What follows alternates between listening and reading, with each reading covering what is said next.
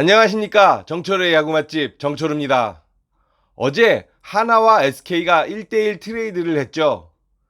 한화에선 투수 이태양 선수가 건너가고 SK에선 외야수인 노수광 선수가 트레이드가 됐습니다. 그 과정과 그리고 트레이드의 득실에 대해서 이야기를 해볼까 합니다. 일단 이 트레이드의 출발은 한 통의 문자에서 시작이 됐습니다. 트레이드에 대한 논의는 그 선수 출신 단장들이 많아지면서 올 초부터 대단히 많이 이야기가 됐었다고 합니다. 서로 각 팀들이 카드를 이리저리 맞춰보고 이 선수 저 선수에 대해서 많은 이야기를 나눴고 그 과정에서 이태양 선수의 이야기도 나왔었던 적이 있다고 합니다.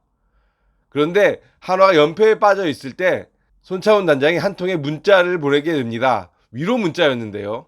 그 문자를 통해서 통화가 이루어지게 되고 자연스럽게 양 팀 모두 전력 보강이 필요하다라는 의견을 모으게 됩니다. 당시에도 그렇고 지금도 그렇고 SK 역시 순위가 대단히 하위권으로 처져 있는 상황이기 때문에 분위기 전환이 필요하다는데 양 단장이 공감을 하게 되는데요. 그러면서 자연스럽게 트레이드 카드를 다시 맞춰보게 됩니다. 이태양 선수가 매물로 나올 수 있다는 것을 SK가 캐치를 하게 되는데요. 투수력 보강이 필요했던 SK 입장에서는 이태양 선수를 영입하기 위해서 여러 카드를 맞춰보게 됩니다. 맨 처음부터 원했던 것은 노승환 선수였던 것은 아니었다고 합니다. 하지만 점차 카드를 맞춰가면서 노승환 선수로 포커스가 좁혀지게 됐고요. 어제 아침에 한화가 결정을 하게 되면서 이태양 선수가 SK로 넘어오고 그리고 노승환 선수가 한화로 트레이드 되는 것이 최종 합의가 됐다고 합니다.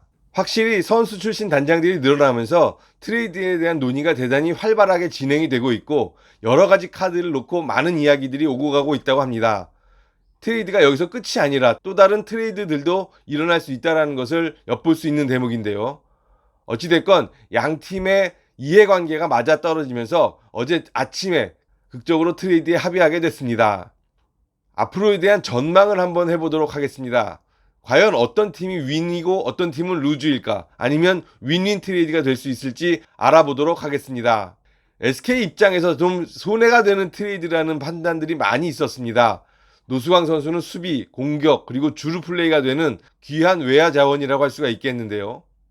하지만 SK에서는 최근 그 롤이 대단히 많이 줄어들었습니다. 신인 선수인 최지훈 선수가 등장을 하면서 노수광 선수가 나설 수 있는 틈이 많이 줄어들었다고 할 수가 있겠는데요. 그 롤이 거의 대주자로까지 줄어들면서 SK 입장에선 트레이드 카드로 쓸 수 있는 여유가 생겼다고 할 수가 있겠습니다. 7점대 평균 자책점을 기록하고 있는 이태양 선수와 바꿔야 되느냐라는 의견도 있을 수 있지만 SK는 나름대로 이태양 선수를 좀 더 끌어올릴 수 있는 나름의 플랜을 갖고 있다고 합니다. 그것이 어떤 방법인지에 대해서는 한화에 대한 예의가 아닐 수 있기 때문에 밝힐 수 없다고 이야기를 했지만 나름대로 이태양 선수에 대해서 기대를 갖고 있는 것이 분명해 보였습니다.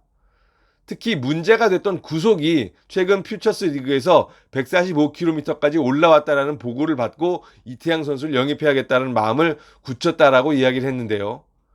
페스티벌의 구속이 145 이상이 나와주게 된다면 이태양 선수의 장기인 포크볼이 살아나면서 좀 더 활용의 폭이 넓어질 수 있다는 것이 SK 쪽의 판단이었습니다. 최지훈 선수가 군 미필이라는 점을 지적하시는 분들도 꽤 많았습니다. 언젠가는 군대를 가야 되는데 최지훈 선수 이후에 대한 대비책이 과연 되어 있느냐라는 질문인데요. 그렇다고 최지훈 선수가 군대 가기 전까지 노수광 선수를 대주자로만 썩혀놓기에는 SK 입장에선 여러 가지로 아까웠다고 할 수가 있겠습니다. 선수의 미래를 위해서도 좋은 방법이 아니었었고요. 그렇기 때문에 트레이드 카드로 노수광 선수를 활용할 수 있게 됐다라고 이야기를 했는데요. 최지훈 선수는 2, 3년 정도 1군에서 활약을 할 것으로 기대를 하고 있습니다.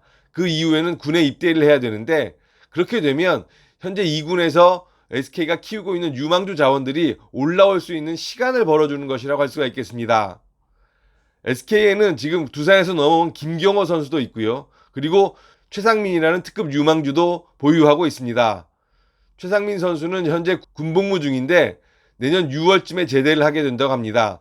최상민 선수를 제2의 최지훈으로 키우기 위한 노력을 하겠다라는 것이 SK의 방법이라고 할 수가 있겠는데요. 일찌감치 군대를 보내서 최상민 선수가 다녀올 수 있는 시간을 벌어주었던 것이 SK의 계획이었기 때문에 그 계획 안에 최상민 선수가 포함이 돼 있고 최상민 선수가 최지훈 선수와 자연스럽게 바톤 터치가 이루어지게 되면 성공적으로 세대 교체도 이뤄질 수 있다는 것이 SK의 계산이었습니다. 또한 외야의 한 자리는 언제든지 외국인 선수로 메울 수 있다는 자신감을 갖고 있는 것도 SK의 계산 속에 포함이 되어 있다고 할 수가 있겠습니다. 현재까지는 계속해서 로맥 선수를 쓰고 있지만 로맥 선수의 나이도 적지 않고요. 언젠가 하향세를 보이게 된다면 로맥 선수 대신에 또 다른 외국인 선수로 외야수를 확보할 수도 있다는 것이 SK의 계산이라고 할 수가 있겠습니다. 모든 것이 SK의 계산대로 척척 이루어지지는 않을 수도 있습니다. 하지만 외국인 선수라는 보험까지 들 수 있는 외야 포지션이라는 점에서 SK가 좀 더 과감하게 나설 수 있었던 것만은 분명해 보입니다. 노수광 선수가 7점대 평균 자책점인 이태양 선수와 어울리지 않는다고 생각할 수도 있겠지만 전체적인 SK의 밑그림으로 그려봤을 때 이태양 선수에 대한 발전 플랜을 갖고 있고 그리고 노수광 선수에 대한 대안이 마련되어 있다라고 했을 때 SK 입장에선 한번 시도해 볼 만한 트레이드가 아니었나 싶습니다. 물론 결과는 아무도 알 수가 없습니다. 어떤 팀이 더욱 유리해질 것인지는 두 선수의 역할에 맡겨져 있습니다.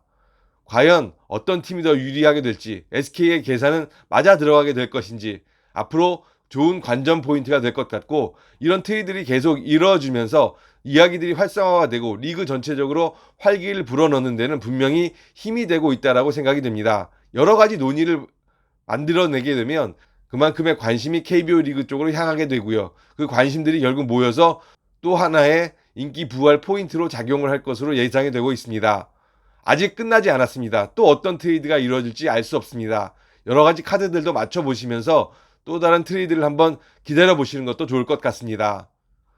오늘 제가 마련한 소식은 여기까지였습니다. 여러분들께 부탁드리면서 마무리 짓도록 하겠습니다. 좋아요와 구독 한번 꾹 눌러주시고요. 여러분의 사랑을 먹고 이 채널은 더욱더 발전해 나갈 것입니다. 약속드리겠습니다. 오늘도 감사했습니다. 감사합니다.